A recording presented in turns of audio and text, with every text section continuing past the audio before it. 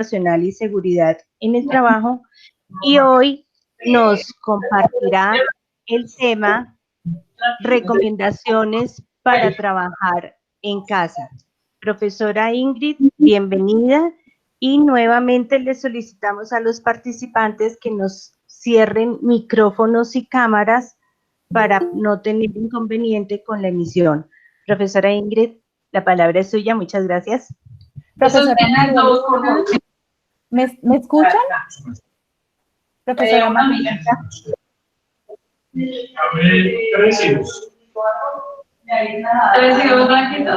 Profesora María Luisa, ¿me escuchas? ¿Sí? Perfecto.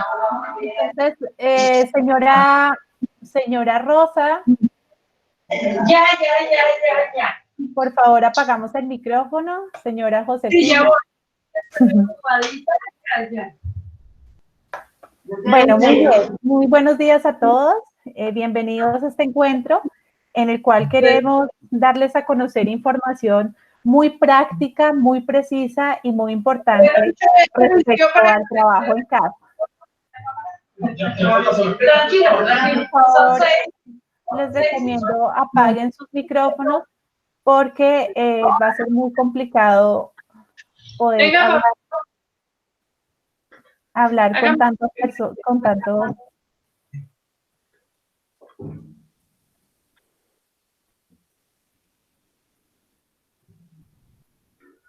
Me están hablando. Señora Josefina, por favor, cierre el micrófono. Listo, Ingrid. Listo, perfecto. Muy bien, muchas gracias, profesora María Luisa. Voy a dar inicio entonces a esta charla. Vamos a iniciar primero contándoles la importancia de la conciencia corporal en cada una de las cosas que hagamos en nuestro trabajo y en las actividades del día a día. Eso digamos que va a ser una cosa fundamental que tenemos que concluir el día de hoy.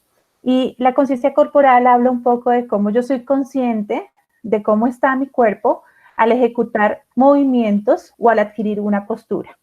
Eso es una cosa muy importante al hacer cualquier actividad, pero en especial al trabajar.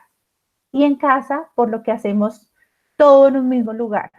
Estamos con nuestros hijos, hacemos tareas del hogar, tenemos que trabajar en casa y además hacemos actividad física o ejercicio físico, como lo han recomendado otros profesores, en casa también. Entonces, esto es muy importante y es una conclusión macro que quiero sacar al final de la charla, pero quiero que la tengamos en cuenta desde ya. La otra recomendación que quiero hacerles es que voy a hacer la charla y al final, si quieren, en el chat hacemos una sesión de preguntas por si tienen algunas dudas específicas con respecto al trabajo en casa. Voy a ir de lo más grande, más macro, a lo más específico. Voy a tratar de ser lo más clara y concisa al respecto, pero si a alguno no le quedó algo claro, me pregunta por el chat, por favor. Voy a ser muy enfática en el trabajo en computador. ¿Y por qué en trabajo en computador?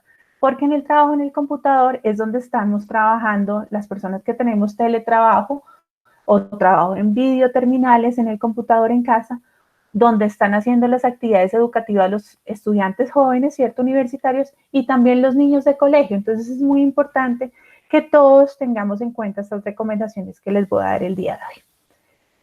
Como primer elemento fundamental en cuanto al ambiente, vamos a hablar primero del ambiente de trabajo, es la iluminación.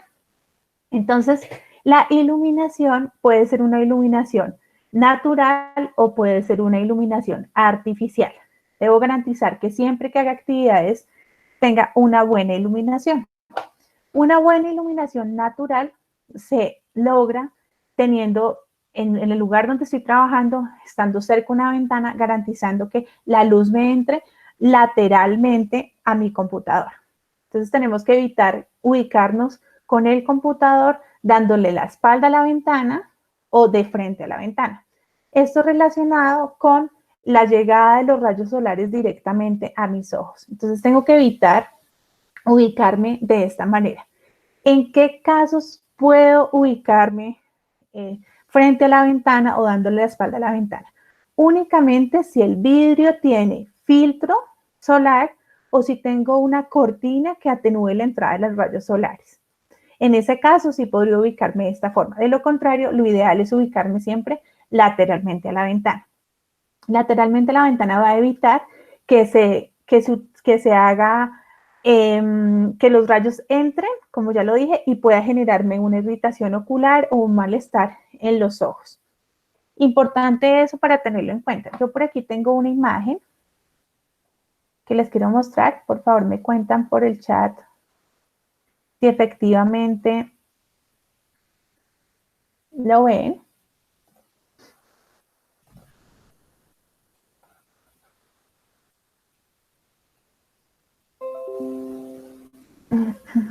Denme un momento, por favor. ¿Ahí lo ven? Profesora Luisa, ¿me confirma, por favor? Ya se ve. Listo, perfecto. Entonces, aquí les quiero mostrar en esta diapositiva cómo cuando estoy de frente a una ventana se ven los reflejos de lo que está afuera y además de que se ven los reflejos, el rayo de sol entra directamente a ella. Otra cosa importante que hay que tener en cuenta es que cuando yo estoy con mala iluminación, ¿eso qué quiere decir? Que no veo claramente lo que está en la pantalla, debo hacer adecuaciones posturales que no son adecuadas. Entre ellas lo que está haciendo acá este personaje, que es proyectar la cabeza hacia adelante y encorvar toda la columna. ¿Okay? Entonces, cuando yo tengo una buena iluminación, lo que hago es tener una postura alineada, lo cual va a favorecer, ¿cierto?, que mi condición sea óptima para ejecutar la tarea en el computador. ¿Cómo sé que efectivamente estoy, digamos que con una condición óptima? Porque en una distancia aproximada de 75 centímetros entre la pantalla y mis ojos veo claramente lo que está en la pantalla. Muy bien.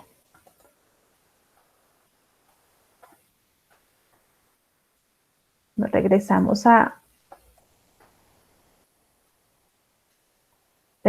acá y les voy contando. Entonces es importante, como les dije, que la distancia a 75 centímetros aproximadamente, yo efectivamente vea lo que está en la pantalla. Ahora, hay algunas cosas que generalmente se olvidan que son fundamentales para efectivamente garantizar que haya entrada y que haya luz artificial adecuada. Los vidrios del sitio donde estoy trabajando deben estar limpios. El material particulado, el polvo, hace que efectivamente se atenúe la entrada de luz. Igual ocurre con las luminarias o los bombillos. Ellas pueden tener buena potencia o las lámparas, pero cuando tienen mucho material particulado, disminuye la capacidad que tiene para iluminar. Son cosas sencillas, pero que en ocasiones no se tienen en cuenta y eso afecta mucho la iluminación del ambiente. Eso es con respecto a la iluminación, que ya les dije que es fundamental. Otra cosa que hay que tener muy en cuenta es todo lo que tiene que ver con la adecuación del espacio. La adecuación del espacio tiene que ser óptima, que no hayan cajas, ¿cierto? Elementos, cables que puedan afectar mi movilidad cuando yo estoy, por ejemplo, desplazándome, sacando la silla y moviéndome. Es importante tenerlo en cuenta. Y efectivamente que el ambiente esté despejado. Ya les voy a hablar del escritorio para que entendamos un poco a qué hace referencia a eso. Muy bien. Con respecto al escritorio. El escritorio o la superficie de trabajo, lo ideal es que sea una superficie de trabajo de madera o de un acrílico color mate y preferiblemente un color claro. ¿Listo? Eso es importante que lo tengamos en cuenta. Bueno, pero en nuestra casa puede que no tengamos un escritorio para trabajar. Puede que en la casa tengamos específicamente en la mesa del comedor y puede que esta mesa de comedor sea de vidrio. Con el vidrio hay que tener en cuenta una cosa y es que el vidrio genera algo llamado disconfort térmico cuando yo tengo contacto con él. Entonces, el escritorio de vidrio no es el más adecuado, pero si tengo que usarlo porque es mi única opción o la mesa de vidrio de comedor, la recomendación es que yo use un elemento que cubra mis antebrazos para que cuando ponga mis antebrazos sobre la mesa no sienta frío y lo que haga es elevar los antebrazos generando flexión de las muñecas. Bueno, entonces si efectivamente tiene que ser vidrio, lo uso, como les digo, con un elemento que me genere un aislamiento con ese frío que me produce el vidrio en mis antebrazos. Acabé de ver una pregunta, están preguntando ¿por qué tiene que ser color mate? Efectivamente, para evitar que hayan destellos de brillo, ¿ok? Básicamente, y porque ya se ha comprobado que los colores brillantes y muy fuertes en los lugares de trabajo y en especial en los escritorios genera mayor fatiga visual. Entonces, sí es importante que sea un color neutro, preferiblemente mate, y muy importante el material, como les digo. El escritorio debe permitir que quepan todos los elementos de trabajo, o la mesa, perdón, todos los elementos de trabajo, siempre, siempre garantizando que haya un espacio mínimo de 10 centímetros para los antebrazos. Bien. Esto es una cosa que ya está muy investigada, entonces se han hecho varios estudios en los que han corroborado que efectivamente que los antebrazos estén puestos sobre la mesa, descansados, teniendo en cuenta esos mínimos, esos 10 centímetros, va a disminuir la carga y la fatiga que van a tener los músculos de la espalda alta, en especial un músculo que se llama trapecio superior, que va desde la cabeza hasta los hombros y hasta las escápulas. ¿Listo? Es un músculo muy grande, pero es a donde generalmente se siente mucha fatiga cuando yo uso computador por tiempo prolongado. Entonces, los antebrazos siempre debo tenerlos apoyados sobre el escritorio o la mesa de trabajo. Si en la casa tenemos monitor, teclado y mouse por separado, es lo ideal. ¿Okay? Lo ideal es tener estos elementos por separado. No siempre contamos con los elementos por separado. ¿Sí? Generalmente uno cuenta con un portátil en casa, entonces hay que adecuar el espacio para el uso del portátil. Cuando yo tengo un portátil, ideal tener teclado externo y mouse externo, para que el portátil lo podamos ubicar en una superficie a la altura de nuestros ojos. Entonces, ¿cómo sé que el monitor, o sea, la pantalla, y el portátil tienen una altura adecuada? Porque en una línea imaginaria entre mis ojos y la pantalla debe coincidir con la parte superior de la pantalla. ¿Listo? Esa es la forma más sencilla de identificar si tiene una altura adecuada. Cuando el portátil se deja a la altura del escritorio y no se eleva, lo que ocurre es que se tiene que hacer una flexión, ¿cierto? Durante el uso del equipo. Y esto, digamos que genera mayor activación de los extensores de columna, de cabeza, perdón, para que puedan mantener la postura.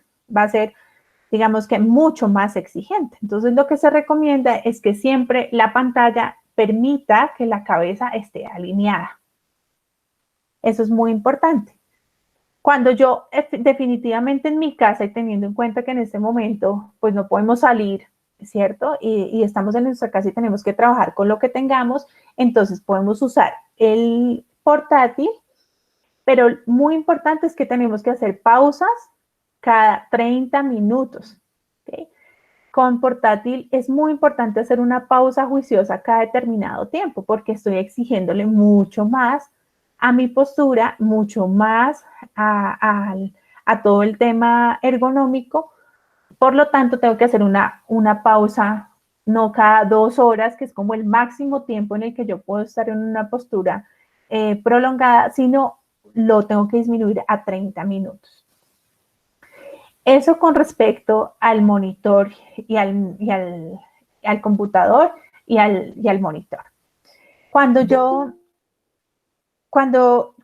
tengo el teclado, importante, como ya les dije, mínimo 10 centímetros del borde de la mesa al teclado. Y el mouse lo pongo al lado del teclado. Eso me va a permitir tener una buena manipulación del teclado. Digamos que cuáles son las recomendaciones y qué es importante en el uso del mouse. Lo importante en el uso del mouse es que la mano haga movimientos, digamos que siempre manteniendo en neutro la mano, sin que haga desviaciones forzadas ni haga flexiones y extensiones forzadas. Básicamente, las flexiones en el mouse se dan porque sea un mouse demasiado grande o porque en las desviaciones, porque estoy moviendo el mouse y utilizo son las desviaciones para hacer los movimientos. Entonces es importante que yo tenga en cuenta que con la conciencia de cómo estoy ejecutando las actividades, todo el tiempo haga estos ajustes, que son muy importantes para mantener la salud de mis manos. Muy bien. La otra cosa que hay que tener en cuenta, que es fundamental en el escritorio, es en el puesto de trabajo cuando estoy trabajando, es la silla. La silla seguramente en casa, pues no vamos a tener la silla con todas las especificaciones que posiblemente tengamos en nuestro puesto de trabajo o que haga yo el chequeo específico de condiciones de trabajo de un trabajador, que es una silla con 5 rodachines, que tenga apoyo lumbar, ¿cierto? Que permita cambio de altura, porque no todos contamos con eso en casa.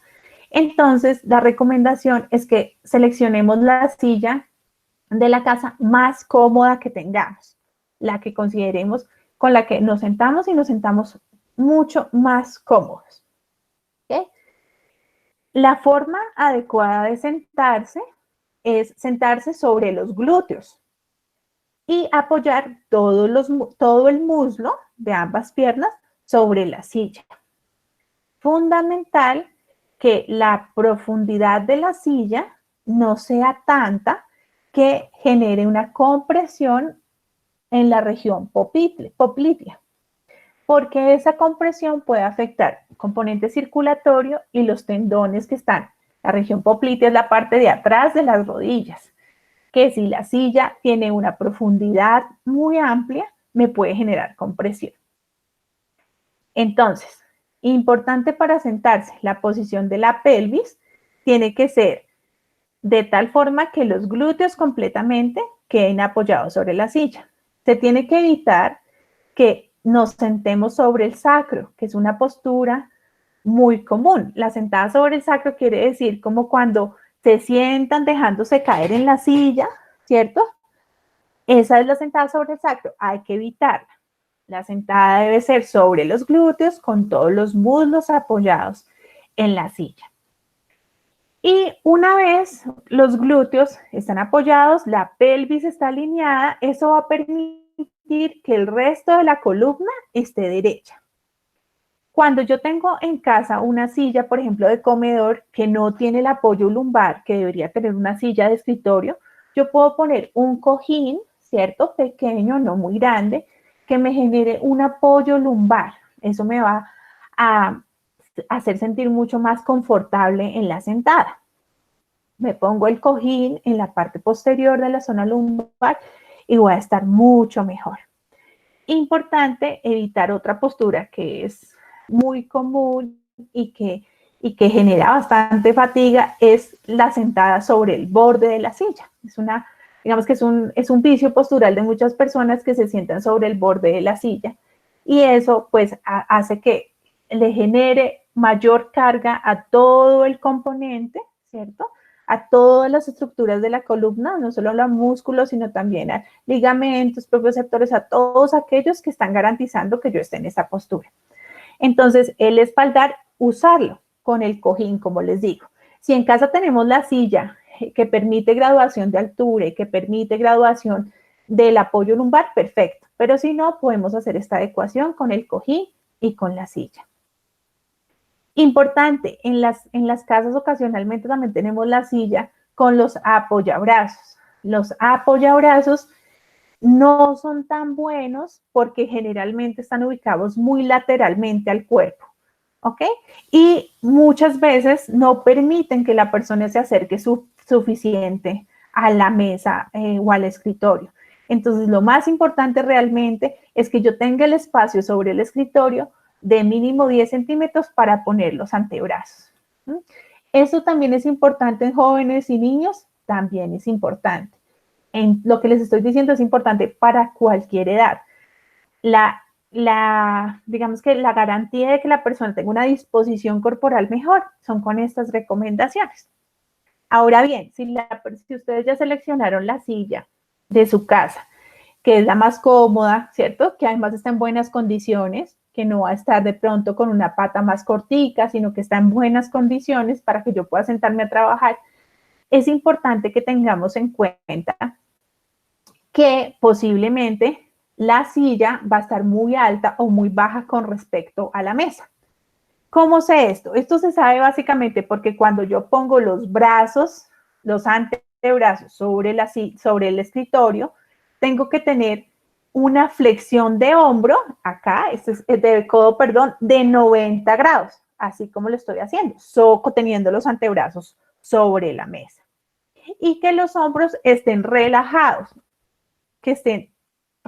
no que esté haciendo este tipo de adecuaciones.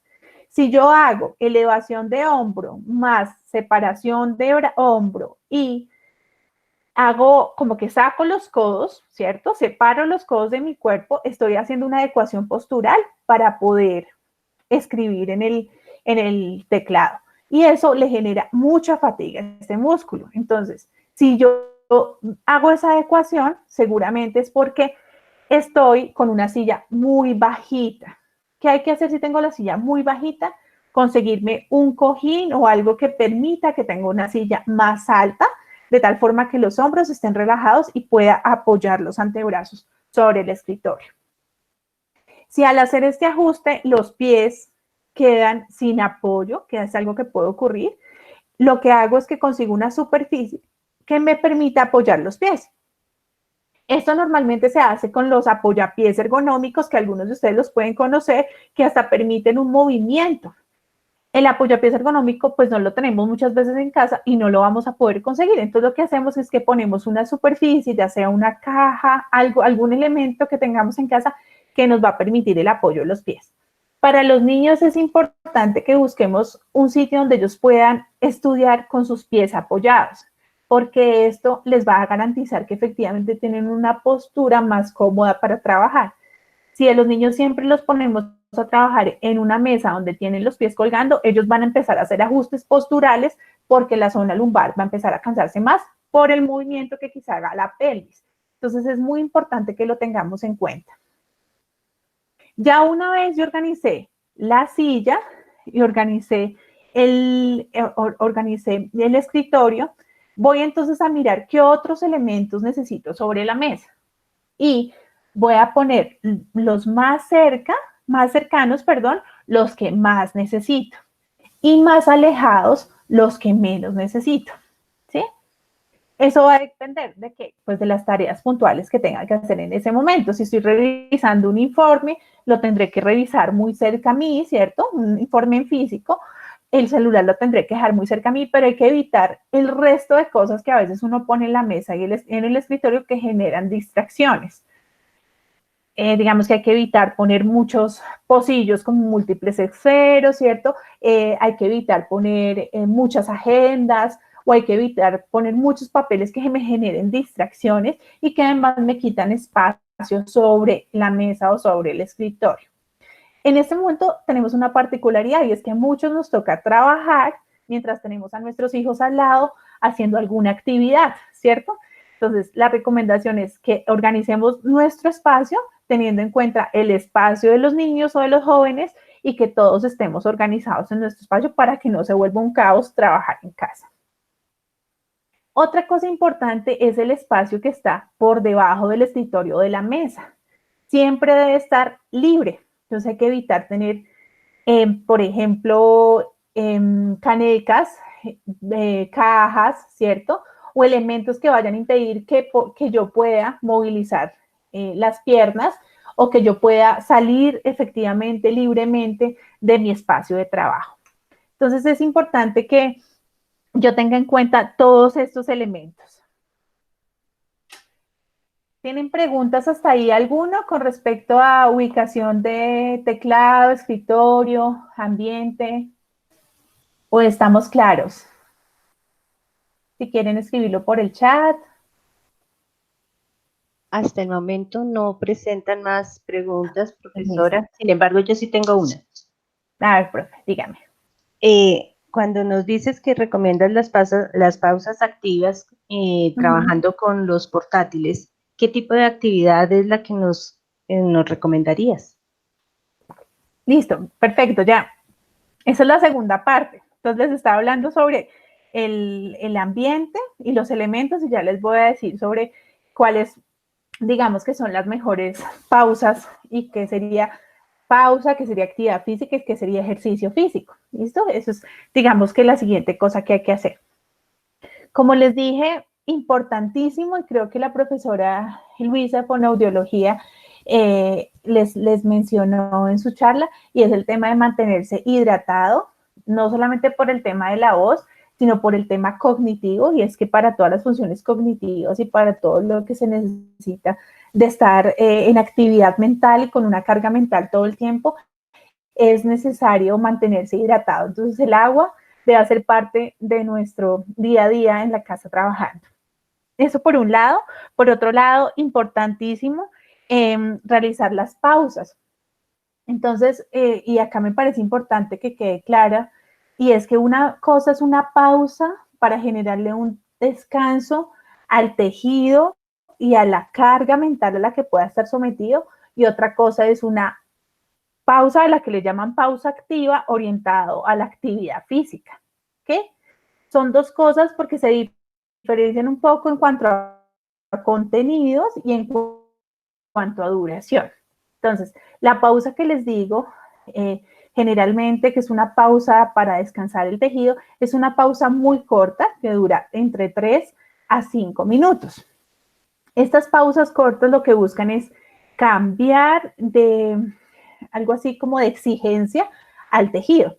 Como algunas estructuras han estado tan quietas, entonces hay que tratar de activar esas estructuras que han estado tan quietas, y la idea es, además de activar esas estructuras que han estado tan quietas, cambiar la postura. Entonces, como es una excelente pausa para los que trabajamos en computador, la mejor pausa es levantarse de la silla. Entonces, levantarse de la silla, dar unos pasos, caminar. En ese momento podemos aprovechar para respirar profundo, tomar aire, y luego de hacer ese ejercicio de respirar profundo, tomar aire, vamos a incluir movimientos lentos de cabeza, que pueden ser flexiones laterales, como los estoy mostrando ahora, muy lentos, no es necesario hacerlos rápidamente, extensiones y flexiones laterales del otro lado. Puedo complementarlas con rotaciones, que son este movimiento, porque precisamente la cabeza ha estado mucho tiempo en una misma posición, ¿cierto? Ha estado en neutro y en flexión. Entonces, lo que vamos a hacer es generarles un cambio de esa condición en la que ha estado todo el tiempo. Puede hacer de 3 a 5 repeticiones. Luego de que hago eso, entonces importante, eso todo lo estoy haciendo de pie. Importante también que puedo llevar los brazos hacia atrás, ¿cierto? Llevar los brazos hacia atrás haciendo este movimiento para descansar un poco toda la zona de pectoral que está en flexión todo el tiempo para permitir el uso del teclado, y extiendo los codos, quienes están en flexión. Si se dan cuenta, la posición sedente es una posición que tiene flexión de tobillo, rodilla y cadera. Y con la posición de pie, lo que estoy favoreciendo es eliminar esa postura, esa postura que llevo teniendo aproximadamente 30 minutos si estoy en portátil, o 2 horas si estoy en un computador con monitor y teclado aparte. Esto hace que la estructura se relaje, ¿listo? Eso hace que la estructura esté mucho más cómoda, y le cambio un poco la postura y el movimiento a la cual le estoy generando tensión. Ya si yo estoy hablando de algo mucho más activo y más duradero, que no va a durar de 3 a 5 minutos, ya estoy hablando de una actividad física, ¿cierto? Que seguramente puede ser bailar, puede ser hacer bicicleta, elíptica, hacer algo mucho más activo y acompañado posiblemente de estiramientos, ¿sí? Porque eso me va a garantizar que estoy preparada, tengo la condición adecuada, los tejidos están preparados para que yo estire. Yo no recomiendo que luego de que llevamos 2 horas trabajando, hagamos los estiramientos forzados que normalmente recomiendan. No es adecuado. Lo adecuado es, primero, permitir que el tejido se active porque ha estado muy quieto. Si el tiempo no lo da y si las condiciones, el tejido ya está lo suficientemente caliente que para eso tendré que hacer unas 10 repeticiones de movilidad, haré el estiramiento. ¿Okay? Que va a ser un estiramiento corto, no va a ser un estiramiento tampoco tan extenso porque mi objetivo no es mejorar la flexibilidad, sino simplemente permitir que el tejido se elongue un poco, sin que eso genere un cambio plástico, así se le llama, al tejido, al todo el tejido conectivo, para que efectivamente él mejore la flexibilidad.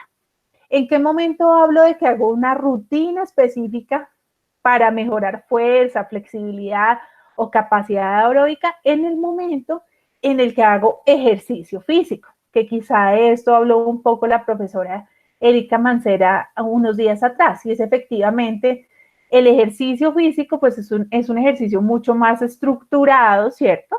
Que va a permitir que hayan cambios en la flexibilidad, en la fuerza, en la capacidad, porque hay una progresión, ¿cierto? Porque hay una prescripción y porque hay una variabilidad del estímulo que se realiza. Esto no lo logramos ni con una pausa para generar un descanso al tejido, ni con la actividad física leve que hacemos ocasionalmente. Nos mantenemos más activos y seguramente nos protegemos, pero un cambio drástico en cualidades y capacidades físicas necesitamos una programación y una proyección mucho más juiciosa. Eso es importante que lo tengamos en cuenta. Importante también respecto a esto, el tema de los ejercicios que hagamos en mano. También, digamos que generalmente recomiendan, y a las personas que están teniendo sintomatología de síndrome del túnel del carpo inicialmente, hacer estiramientos forzados a mitad de la jornada laboral, que es muy común, el que quizá ustedes han visto, que es llevar a extensión completa la muñeca y mantenerla forzada por tiempo prolongado. Cuando digamos que el tejido nervioso, que efectivamente en síndrome de túnel del carpo es el nervio mediano, se ve comprometido por elementos como una inflamación o una tendinitis, si yo lo someto a ángulos forzados, en este caso con una flexión o con una extensión o con una flexión forzada, lo que va a hacer es que va a, digamos que a cortar un poco más el espacio, ¿cierto? Mecánicamente lo puede afectar más. Y quizá por eso en ocasiones la persona siente mayor sintomatología. Entonces la recomendación es que estos estiramientos únicamente se hagan efectivamente cuando el tejido está preparado y cuando la inflamación ha cesado. Ese digamos que es una recomendación fundamental al respecto. ¿Alguna pregunta?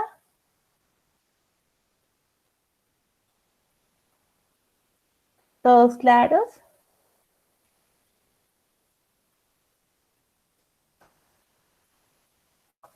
Si tienen dudas respecto a particularidades o decisiones que hayan tomado en sus hogares, de cómo están trabajando en sus hogares respecto a los niños, a los jóvenes.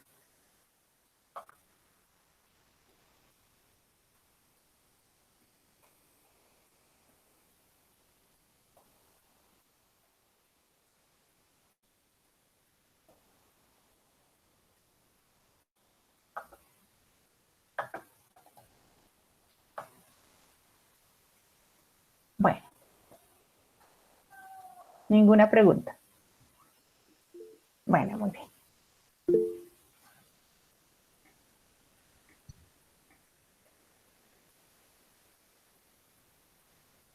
Bueno, como están haciendo una pregunta, respecto a qué otras recomendaciones podemos seguir respecto a las charlas. Y de higiene postural ya hablamos, digamos que hablamos un poco de la importancia de sentarse adecuadamente. Lo repito porque quizás se unieron luego. Recuerden que es fundamental sentarse sobre los glúteos, ¿cierto? Y sobre los muslos para que siempre, digamos que esté en la pelvis ubicada adecuadamente. Esta ubicación de la pelvis adecuada hace que efectivamente la columna se alinee. Sentarse algo así como sacando la cola más que metiendo la cola, porque cuando se mete la cola se tiende a sentar uno sobre el sacro. Sí, ya ese tema están preguntando sobre postura de los brazos y de las piernas, que ya se los he mencionado. No sé si quieran que les especifique algo a profundidad, porque ya hemos dicho la importancia de que los antebrazos estén sobre el escritorio, que haya flexión de 90 grados, ¿cierto? Que no haya exceso de separación de los codos. Importante acá que tengamos en cuenta que en la posición sedente, ¿cierto? La columna debe estar descansando sobre el espaldar. Las sillas que normalmente son ergonómicas son sillas que permiten cierto grado de extensión de tronco, muy leve, pero porque eso permite descansar. Aquí es importante que nosotros tengamos como mínimo un cojín o un apoyo lumbar que nos va a permitir descansar mucho mejor. Como les digo, la altura de la silla pues va a depender de las características de la mesa o del escritorio en el que trabajemos en casa. Estas recomendaciones que les doy son recomendaciones que uno las puede usar digamos que no solo en el hogar, sino las podemos llevar luego a los sitios en los que trabajemos. Bueno, en síndrome del túnel del carpo depende del estadio en el que esté. Si está en un estadio muy agudo, lo ideal es primero disminuir un poco la inflamación, hacer un ejercicio de rehabilitación muy juicioso, ¿cierto? Usar la órtesis y muy importante, dejar descansar los dedos con extensión completa de dedos. Yo puedo hacer extensión de muñeca y flexión lenta, pero ese estiramiento forzado tengo que dejarlo cuando ya digamos que cuando el síndrome de túnel del carpo no está en una fase tan aguda, no está exacerbada la sintomatología. ¿Okay? Porque si está exacerbada la sintomatología y lo someto a una extensión o a una flexión forzada, disminuyo el espacio, ¿okay? Que hay a nivel del túnel por donde pasa el nervio mediano y los tendones y puede generarme más sintomatología. Entonces sí va a depender mucho del estadio. Por eso las recomendaciones que le dan a una persona con síndrome de túnel del carpo deben ser juiciosamente llevadas a cabo. Entre ellas el tomar la rehabilitación muy juiciosa desde el principio para que la inflamación disminuya o la causa, porque no necesariamente puede ser inflamación de tendones, sino otra causa que está causando que el nervio mediano se vea afectado. Una vez en la causa se pueden dar recomendaciones para mitigar la sensación dolorosa.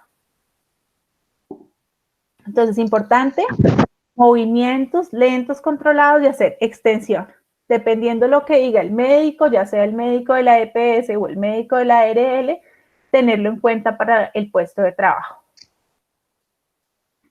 ¿Listo? ¿Tienen alguna pregunta con respecto a postura de miembros inferiores y de brazos y de piernas? ¿O quedó claro el tema de que depende de la silla, depende de mi disposición con escritorio? Clarísimo, ¿cierto? Pues hasta el momento sí, profesora Ingrid, no han escrito ninguna otra pregunta, pero de pronto sí esos ejercicios para aquellas personas que sufren de varices y que en este momento tienen que permanecer muchísimo tiempo sentadas, ¿cuáles recomendarías? Bueno, muy bien. Para las personas que sufren de enfermedades circulatorias o cardíacas, fundamental que hagan actividad física, o sea, que hagamos pausas activas, mínimo una en la mañana y una en la tarde. ¿ok? Eso es clave porque eso sí, y aprovechar que estamos en familia, que estamos varios adultos y niños y podemos hacer una actividad que nos convoque a todos. Porque digamos que el mantenernos activos y todo lo que signifique contracción y relajación muscular va a favorecer el fluido sanguíneo. Entonces, lo que es, por ejemplo, baile, digamos que actividades que generen contracciones y relajaciones de varios grupos musculares son muy buenas. Eso hay que tener en cuenta, obviamente, que efectivamente no tenga ninguna contraindicación, específicamente por algún cuadro. Efectivamente, en una trombosis venosa profunda, por ejemplo, está un poco restringido la movilidad hasta que no sepamos cómo está el trombo, pero en problemas circulatorios más leves se puede realizar. Importante, yo quería mostrarles acá este libro. Les voy a compartir un momento la presentación. Por favor, profesora María Luisa, me cuenta si efectivamente se ve. Todavía no.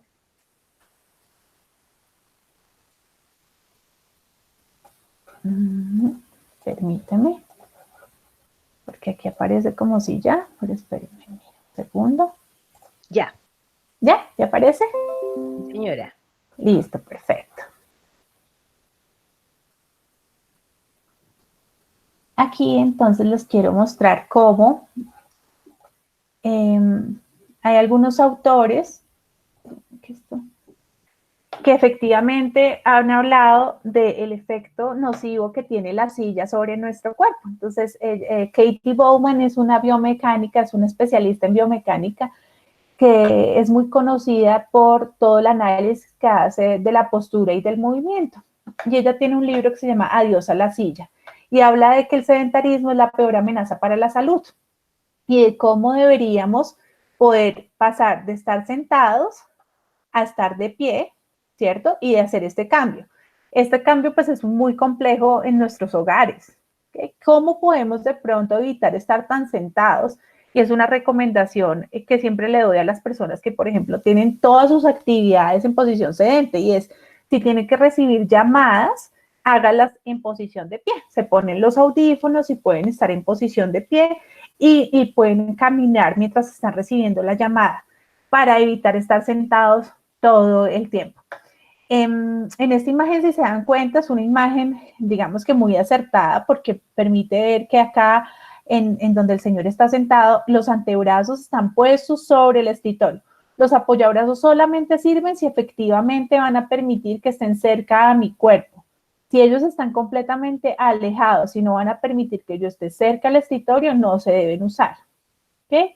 Y si se dan cuenta, la pelvis del señor está muy bien puesta, permitiendo que el muslos y los glúteos estén apoyados sobre la silla, con pies apoyados efectivamente sobre el suelo. Entonces, Katie Bowman en su libro dice que efectivamente tenemos que cambiar de posición y que debería uno trabajar un poco más de pie para ganar salud y acabar con el dolor de espalda mientras aumenta la productividad. Esta imagen es un poco un poco más proyectada al ajuste que podemos hacer en nuestra casa, y es que aquí en este caso no tenemos la imagen la imagen un poco más animada de ella trabajando con una silla en diferentes condiciones, sin el apoyo lumbar, ¿cierto? Y con un computador sin esta elevación. Como les digo, esta elevación de portátil se hace con elementos ergonómicos que son elevadores de portátiles, que esos vienen generalmente con un ventilador incluido y con cambios de altura. En casa, con las particularidades que tenemos actualmente, pues tendremos que mirar qué adecuación hacemos para poder elevar el portátil y poder tener mouse y teclado externo. Mouse y teclado externo. Es lo ideal. Muchas veces no pasa. Profesora Ingrid, hay una pregunta que dice, ¿inclinar los teclados está contraindicado en algún caso? Muchas veces es más cómodo. Bueno, lo importante de inclinar los teclados es que si yo aumento la inclinación, la altura, digamos, del teclado, siempre tengo que verificar que la tercera línea de teclas no tenga más de 3 centímetros de altura. Cuando esa, ¿sí me hago entender? Más o menos lo que acabo de decir. ¿Lo repito? Profe María Luisa, ¿usted me comprendió? ¿O está Sí, difícil? sí, señora. Entonces, acá está el teclado. Este es el teclado, ¿cierto? Me paro en la tercera línea, 1, en la tercera línea, 1, 2, 3. Y si la altura del escritorio a la tercera tecla es más de 3 centímetros, quiere decir que la inclinación es muy alta. Si esto es muy alto. Si no es así, efectivamente puedo usar esa inclinación de teclado sin ningún problema. El problema es cuando queda muy inclinado, porque si queda muy inclinado, yo tendré que hacer extensión para poder usar el teclado, y esto está contraindicado. Profe Ingrid, no se te ven las indicaciones porque O sigues sea, compartiendo. no vieron el Sí, teclado, ¿cierto? ¿O se no, no, alcanzaron no, a ver? Bueno, entonces no, no vamos se a... alcanza a ver. Este es el teclado. Discúlpenme porque lo dejé en presentación. La idea entonces es que yo me paro en la tercera tecla y mido cuánto hay de distancia entre el escritorio, que quedaría acá, y la tecla, esta altura. Si esta altura es mayor a 3 centímetros, quiere decir que la inclinación está muy amplia. Por lo tanto, no es adecuada porque tendría que hacer extensión. ¿Sí me hago entender? Eso lo puedo medir, entonces yo puedo subirle las paticas de atrás que tiene el teclado y efectivamente mirar qué tan alto me queda el teclado, qué tan inclinado. Si tiene más de 3 centímetros, no lo debo usar, pero ellos generalmente están diseñados para que no sea más de 3 centímetros.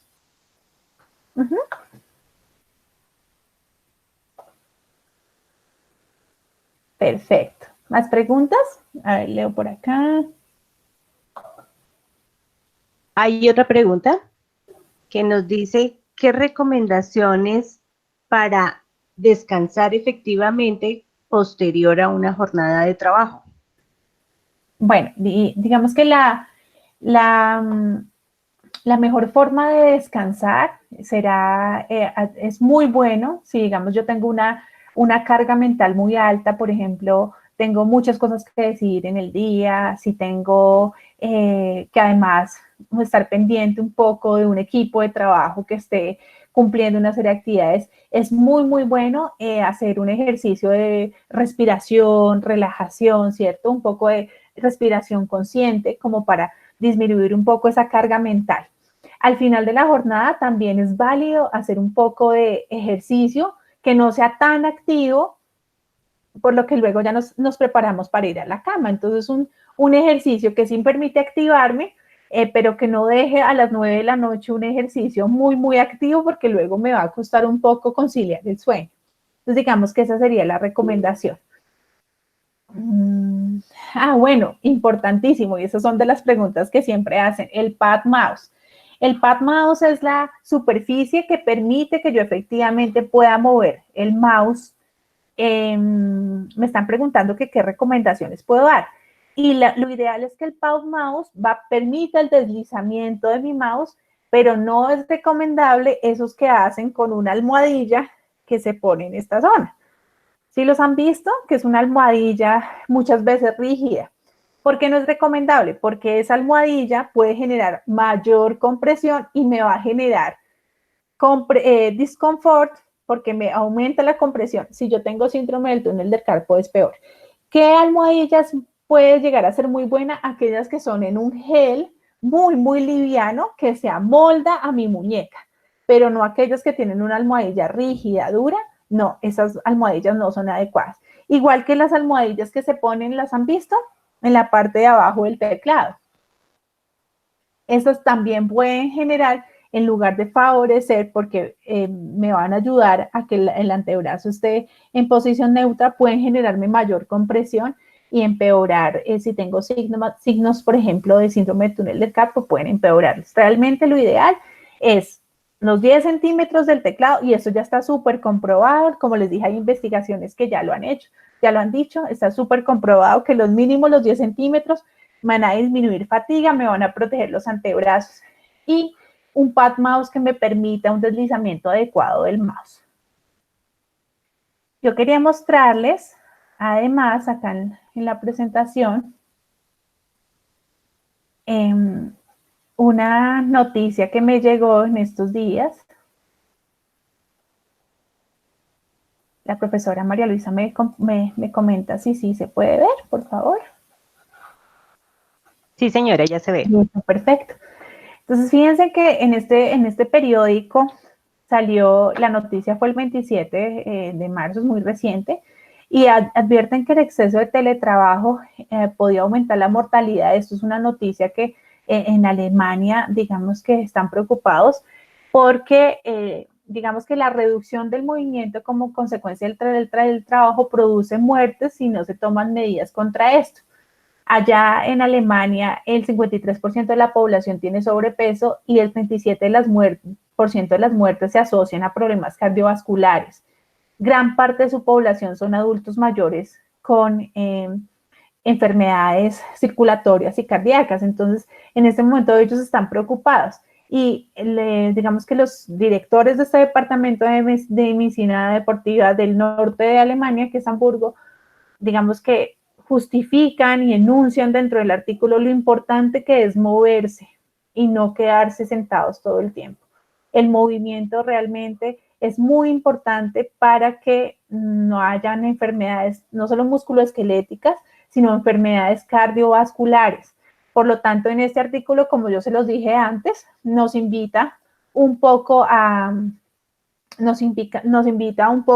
movernos y nos invita a hacer pausas cada 30 minutos si tienen enfermedades cardíacas o vasculares y a movernos cada 2 horas máximo, como máximo que sean personas potencialmente sanas, jóvenes, que como máximo duremos 2 horas sentados frente a un computador. Y para, digamos que terminar, quería recomendarles este libro, que es un libro estupendo también de Katie Bowman, que habla de Mueve tu ADN y es de cómo debemos recuperar la salud con el movimiento natural y cómo nuestro cuerpo está diseñado. Es para moverse, no para quedarse quieto. No sé Muy si bien, tienen profesora. Acá hay una pregunta que dice, en cuanto a trabajar con el portátil sobre la cama, ¿alguna recomendación para hacerlo o dejar de hacerlo? Bueno, muy bien. Definitivamente hay que dejar de hacerlo. No es una práctica muy favorable para el cuerpo por la posición que tenemos de los miembros inferiores, porque realmente no se garantiza que podamos mantener esa postura cómodamente por tiempo prolongado. Entonces, lo que se sugiere es que se utilice siempre una silla y, como les digo, se pase de posición sedente a posición bípedo, se hagan pausas, se haga actividad física. La posición, el uso de portátil en cama o en sillón no es lo ideal. O sea, yo lo puedo usar por un tiempo muy, muy corto, por revisar un correo en el sillón y ya. Pero trabajar en cama y trabajar en sillón no es lo más adecuado. Profesora, muchas gracias. O sea que nosotros podemos decir que como lo hacíamos normalmente en nuestras oficinas, en nuestros puestos de trabajo, que llegábamos, preparábamos nuestro sitio, aquí también tenemos que tomar una rutina de acuerdo a lo que usted nos dice, de tener en cuenta nuestra iluminación, adecuar, mantener la postura, hacer las pausas activas, como para poder mantener nuestro estado de salud, nuestra columna alineada y pues también nuestra parte mental, que sería como los puntos claves de lo que tú nos has recomendado. Exacto, perfecto. Como punto importante es que siempre ser conscientes, todo el tiempo ser conscientes de cómo está nuestro cuerpo, cómo está nuestra postura, cómo estamos ejecutando la actividad. Si no solamente estamos haciendo una actividad en computador, sino otro tipo, cómo la estoy ejecutando para proteger mi cuerpo todo el tiempo. Y una cosa que quizá no le he dicho y es que escuchemos el cuerpo. Esa fatiga que sentimos en nuestras manos o en la parte de nuestra espalda alta está asociada a un exceso de carga. Entonces hay que mirar qué estoy haciendo posiblemente con los elementos de trabajo o con el exceso de estímulo que le estoy dando al cuerpo que puede estar generando ese malestar. Profe, y antes de irnos, ya que tenemos unos minuticos, nos preguntan que qué ejercicios nos puedes recomendar para estiramientos de cuello y espalda. Bueno, muy bien. Como les digo, los estiramientos son importantes hacerlos una vez el cuerpo está preparado para hacerlo. Una vez el cuerpo está preparado para hacerlo, quiere decir que está caliente, está activo. La única forma para calentar el tejido conectivo, espérame, no se ve en la pantalla. Ya, ahora sí. La única forma de que el tejido conectivo efectivamente esté caliente, esté activo para que podamos hacer el estiramiento es con la movilización activa, ¿sí? La movilización activa tengo que hacerla antes. Entonces, como les digo, no está bien que yo de estar completamente quieto, como por ejemplo estar sentado 2 horas y levantarme y hacer ese estiramiento de tocarme la punta de los pies, no está bien que lo haga porque no es el momento. Mi cuerpo lleva 2 horas estando en flexión, cadera, rodilla, tobillo, y lo someto a un estiramiento forzado. No está bien. El tejido pues lo va a hacer, pero no va a tener la mejor respuesta. Por lo tanto, yo siempre, por ejemplo, que vaya a hacer estiramientos de cabeza, tengo que antes hacer movimientos de cabeza. Como se los mostré en un momento, puedo hacer flexiones laterales, ¿cierto? Flexiones laterales hacia un lado y hacia el otro. Extensión, la extensión tiene que ser muy suave, rotaciones. Y una vez hago unas 10 repeticiones, ahí sí puedo hacer los estiramientos que pueden ser este tipo de estiramientos. Son estiramientos que para este caso pueden durar de 10 a 15 segundos porque no estoy cambiando, ¿cierto? No estoy queriendo que efectivamente mi tejido conectivo cambie de condición, simplemente le estoy generando un descanso, ¿ok? En espalda baja también, en espalda baja importante pues que haga estos estiramientos como parte de la rutina de actividad física o de ejercicio físico que haga, que pueda estar un poco más activa y puedo hacer el estiramiento en cama, boca arriba, llevarme las rodillas al pecho para descansar espalda baja, ¿cierto? Estirar un poco la zona posterior de miembros inferiores también, que se retrae muchísimo por permanecer tanto tiempo sentado. Puede ser con los estiramientos de una pierna adelante y la otra atrás y hacer flexión con la pierna adelante y la pierna de atrás completamente extendida. Eso va a permitir que toda la cadena posterior empiece a elongarse. Pero como les digo, no hacer estiramientos sin tener una fase de calentamiento previa. ¿Okay? No sirve tampoco ponerse paquetico caliente para hacer luego el estiramiento, porque el paquete caliente no calienta todo el tejido conectivo como queremos, sino lo único es la contracción activa voluntaria. Profesora Ingrid, muchas gracias. Nos has dado unas recomendaciones que han quedado muy claras y que son muy útiles para estos tiempos. Quiero invitar a todos los participantes a que participen, a que escuchen nuestro segmento de las 5 de la tarde, donde está programada la charla Manejo del paciente no crítico con COVID-19 a cargo del doctor Samuel González. Profesora Ingrid, muchas gracias y que estés muy bien. Muchas gracias, profesora María Luisa. Hasta luego a todos, que estén muy bien. Gracias.